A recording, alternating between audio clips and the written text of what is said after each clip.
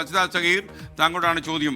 യഥാർത്ഥത്തിൽ ഈ രണ്ട് മുഖ്യമന്ത്രിമാർ, തെലങ്കാന കേരള മുഖ്യമന്ത്രിമാർ നടത്തിയ പ്രയോഗം, അത് കമന്റ് ബോക്സിലൊക്കെ അനുകൂലിച്ചു എതിർത്തും അവരുടെ രാഷ്ട്രീയ താല്പര്യം അനുസരിച്ചൊക്കെ തന്നെ കമന്റുകൾ വന്നുകൊണ്ടിരിക്കുകയാണ്. ചില വെല്ലുവിളികളും ഒക്കെ ഉണ്ട്. ആഷ്മിക്ക് വേണമെങ്കിൽ ഏറ്റെടുക്കാവുന്ന വെല്ലുവിളിയൊക്കെ വന്നിട്ടുണ്ട്. ഓക്കെ, അസിത പറയൂ. എന്റെ അഭിപ്രായത്തിൽ ഈ രണ്ട് പരാമർശവും ഒഴിവാക്കപ്പെടേണ്ടതായിരുന്നു. രണ്ടും ഒരു തരത്തിലും ന്യായീകരണം അർഹിക്കാത്തതുമാണ്.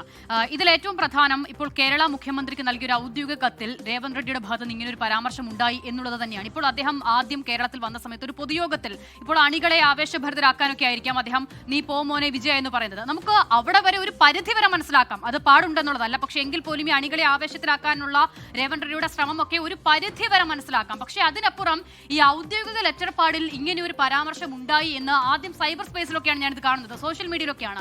വിശ്വസിക്കാൻ കഴിഞ്ഞില്ല. അതെ, വിശ്വസിക്കാൻ കഴിഞ്ഞില്ല. പിന്നീടാണ് ആ കത്ത് വരുന്നത്. അത് കമന്റ് പറഞ്ഞു, പിന്നീടാണ് ആ കത്ത് വരുന്നത്. അപ്പോൾ ആദ്യം അങ്ങനെ ഒരു കത്ത് ഉണ്ട് എന്ന് കേൾക്കുമ്പോൾ ആ ഒരു ഔദ്യോഗിക ലെറ്റർ പാഡിൽ ഇങ്ങനെ ഒരു പരാമർശം ഉണ്ട് എന്നുള്ളത് അവിശ്വസനീയമായി തോന്നി. പിന്നീട് ആ കത്ത് കാണുമ്പോൾ മാത്രമാണ് അങ്ങനെ അദ്ദേഹം അതിൽ എഴുതിയിട്ടുണ്ട് എന്നുള്ളതാണ് മനസ്സിലാകുന്നത്. SKN എങ്ങനെയാണ് ഒരു സംസ്ഥാനത്തിന്റെ മുഖ്യമന്ത്രിക്ക് മറ്റൊരു സംസ്ഥാനത്തിന്റെ മുഖ്യമന്ത്രിക്ക് അയക്കുന്ന ഒരു ഔദ്യോഗിക കത്തിൽ, ഔദ്യോഗിക ലെറ്റർ പാഡിൽ ഇങ്ങനെ ഒരു പരാമർശം നടത്താൻ കഴിയുന്നത്? ഇപ്പോൾ മറ്റ് സംസ്ഥാനങ്ങളിലെ മുഖ്യമന്ത്രിമാരെ അപേക്ഷിച്ച് ഏറ്റവും കൂടുതൽ ക്രിമിനൽ കേസുകൾ ഇന്ത്യയിൽ നേരിടുന്ന മുഖ്യമന്ത്രി എന്നതിനപ്പുറം മറ്റൊരു സവിശേഷതയും മറ്റൊരു പ്രത്യേകതയും രേവന്ത് റെഡ്ഡിക്കില്ല. അപ്പോൾ അദ്ദേഹം ആ സവിശേഷതയാണോ അദ്ദേഹം മറ്റൊരു മുഖ്യമന്ത്രിക്ക് നേരെ ഇങ്ങനെ ഒരു പരാമർശം ഔദ്യോഗിക ലെറ്റർപാടിൽ നടത്താൻ കഴിയും എന്നത് കണ്ടത് എന്നുള്ളത് അറിയില്ല. എന്തായാലും പോ മോനെ വിജയ എന്നതിനും ഡാഷ് മോനെ രേവന്ത് എന്നതിനും ഒരേ അർത്ഥമാണുള്ളത്. രണ്ടും ഒരേ നിലയിൽ ഉപയോഗിക്കപ്പെടുന്ന പ്രയോഗങ്ങളുമാണ്. അതിൽ തർക്കവുമില്ല. അപ്പോൾ ഒന്നിനെ മാറ്റി നിർത്തി നമുക്ക് മറ്റൊന്നിനെ വിമർശിക്കാനോ ന്യായീകരിക്കാനോ സാധിക്കുകയുമില്ല. ഇനി രേവന്ത് റെഡ്ഡിയെ സംബന്ധിച്ചിടത്തോളം അദ്ദേഹത്തിനെതിരെ ഇതിനു മുൻപും ഇതുപോലെ അദ്ദേഹം ഒരുപാട് മോശം പ്രയോഗങ്ങൾ നടത്തിയിട്ടുള്ള ആളാണ്. ഇപ്പോൾ തെലങ്കാന നിയമസഭയിലടക്കം മുൻപ് ഈ നിയമസഭയിലടക്കം അദ്ദേഹം ഇത്തരം പരാമർശങ്ങൾ നടത്തിയിട്ടുണ്ടെന്നുള്ളതാണ്. കൃഷ്ണ നദിയിലെ വെള്ളവുമായി ബന്ധപ്പെട്ട ഒരു ചർച്ച വരുന്ന സമയത്ത് നമുക്ക് പൊതുമധ്യത്തിൽ പറയാൻ കഴിയാത്തൊരു പരാമർശം അദ്ദേഹം അന്ന് നിയമസഭയിൽ പ്രതിപക്ഷത്തിന്റെ നേതാക്കൾക്കെതിരെ നടത്തുന്നുണ്ട്. പിന്നീട് പ്രതിപക്ഷത്തെ നേതാക്കളുടെയൊക്കെ നാവ് വെട്ടിക്കളയുമെന്ന് പറയുന്ന ഒരു നേതാവാണ് രേവന്ത് റെഡ്ഡി. അപ്പോൾ അങ്ങനെ നിരന്തരം ഇത്തരം പരാമർശങ്ങൾ ആവർത്തിക്കുന്ന വ്യക്തി കൂടിയാണ് രേവന്ത് റെഡ്ഡി എന്നതുകൂടിയുണ്ട്. SKN ഇതിന്റെ പശ്ചാത്തലം എവിടെ നിന്നാണ് തുടങ്ങുന്നത് എന്നതുകൂടി ഏറ്റവും പ്രധാനമാണല്ലോ. ഈ തെരഞ്ഞെടുപ്പുമായി ബന്ധപ്പെട്ട കോൺഗ്രസ് ചില ഗ്യാരണ്ടികൾ മുന്നോട്ട് വെക്കുമ്പോഴാണ് കോൺഗ്രസ് ഭരിക്കുന്ന മറ്റ് സംസ്ഥാനങ്ങളുമായി താരതമ്യപ്പെടുത്തി ഇതിന്റെ ചില വിമർശനങ്ങളൊക്കെ ഉണ്ടാകുന്നത്. അപ്പോൾ അതിനെ തുടർന്നാണ് ഇങ്ങനെ ഒരു പരസ്യമായ ഏറ്റുമുട്ടലിലേക്ക് ഈ രണ്ട് മുഖ്യമന്ത്രിമാരും പോകുന്നത് എന്നതുകൂടിയുണ്ട്. ഇപ്പോൾ 5-ന് ഇന്ദിരാ ഗ്യാരണ്ടിയൊക്കെ കോൺഗ്രസ് തെലങ്കാനയിലും തെരഞ്ഞെടുപ്പിന്റെ സമയത്ത് അവർ ഒരുപാട് വാഗ്ദാനങ്ങൾ മുന്നോട്ട് വെച്ചിരുന്നു. എന്താണ് അതിന്റെയൊക്കെ അവസ്ഥ? സ്ത്രീകൾക്ക് മാസം 2500 രൂപ നൽകും എന്നുള്ളൊരു വാഗ്ദാനം ഉണ്ടായിരുന്നു. അത് നടപ്പിലായിട്ടില്ല.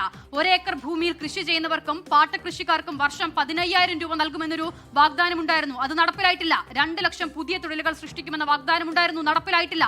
കർഷക തൊഴിലാളികൾക്ക് വർഷം 12000 രൂപ നൽകും എന്നൊരു വാഗ്ദാനം ഉണ്ടായിരുന്നു. നടപ്പിലായിട്ടില്ല. പട്ടികജാതി പട്ടികവർഗ വിഭാഗക്കാർക്ക് 12 ലക്ഷം രൂപ. നടപ്പിലായിട്ടില്ല. പ്രായപൂർത്തിയായ പെൺകുട്ടികൾക്ക് വിവാഹത്തിന് 1 ഗ്രാം സ്വർണം എന്ന വാഗ്ദാനം ഉണ്ടായിരുന്നു.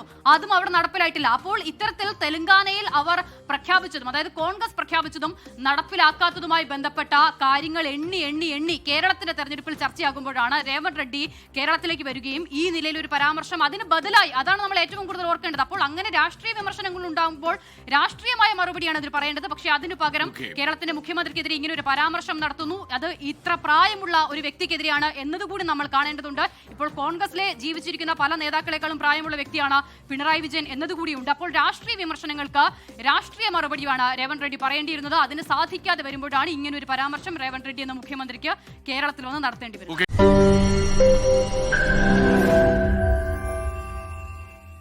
ലോകത്തെവിടെയായാലും ഏത് സമയത്തും 24 വാർത്തകളും ഓഗ്മെന്റഡ് റിയാലിറ്റി പാക്കേജുകളും എക്സ്പ്ലെയിനറുകളും വിശദമായി കാണാൻ ഞങ്ങളുടെ യൂട്യൂബ് ചാനൽ നിങ്ങൾക്ക് സബ്സ്ക്രൈബ് ചെയ്യാം.